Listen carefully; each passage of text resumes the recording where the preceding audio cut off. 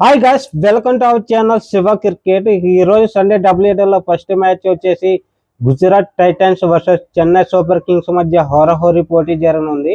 Narendra Modi stadium Ahmedabad లో ఈ match జరుగుతుంది. మధ్యాహ్నం 3:30కి అయితే మ్యాచ్ స్టార్ట్ అవుతుంది. జియో హాట్‌స్టార్ లో లైవ్ స్ట్రీమింగ్ అవుతుంది.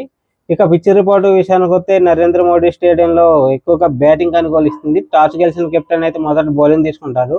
చేజింగ్ చేసే టీంకి విజయ అవకాశాలు ఎక్కువగా ఉంటాయి. ఇక ఇరుజట్లు ప్లేయింగ్ 11 విషయానికి వస్తే జీటీ ఓపెనర్స్ గా సాయి సుదర్శన్, శుభమన్ గిల్ చేయనున్నారు. వీళ్ళిద్దరైతే టాప్ స్కోరర్స్ ఉన్నారు, మంచి బ్యాటింగ్ చేస్తున్నారు. ఇక మిడిల్ ఆర్డర్ లో జోస్ బట్లర్, రుద్రపాల్, షారుఖ్ ఖాన్, తివాటీతో చాలా పటిష్టంగా ఉంది. స్పిన్ బౌలింగ్ లో రషీద్ ఖాన్, సాయి కిషోర్ అద్భుతంగా బౌలింగ్ చేస్తున్నారు. ఫాస్ట్ బౌలింగ్ లో ప్రసిద్ధ్ కృష్ణ, రబడా, ఇషాంత్ శర్మతో వైవిధ్యంగా ఉంది. ఇక సాయి సుదర్శన్, జోస్ బట్లర్ రాణిస్తే ఈ మ్యాచ్ లో కూడా విజయ అవకాశాలు ఉంటాయి.